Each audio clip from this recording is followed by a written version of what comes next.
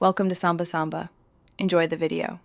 You begin by preparing what Wallet Pay needs because missing credentials stalls payments. First, verify accepted currency, daily limits, and fee structure so you know costs. Next, make sure your ID, bank card, or linked bank account is accessible and your two-factor authentication is enabled. Open the app, tap Wallet Pay, and choose Link Account. Follow verification prompts. Once done, the service will confirm ownership and unlock sending and receiving, which speeds future transactions and reduces hold times. Now you execute the payment with care. Accuracy prevents reversals. Enter the recipient using email, phone, or wallet ID and confirm the displayed name to avoid mistakes.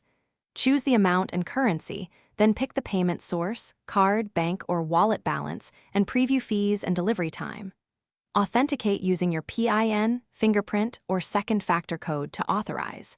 Once sent, Wallet Pay shows a transaction ID and status. Keep that ID for tracking, and make sure to monitor pending verification. Finish by confirming delivery with the recipient and checking your transaction history to ensure completion.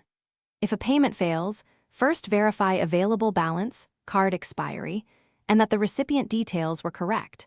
Then retry after 5 to 10 minutes because temporary holds clear quickly. If the status stays failed or pending beyond 24 hours, contact support with the transaction ID and screenshots. They can trace settlement paths and reverse unintended debits. One quick tip: enable notifications so you catch issues.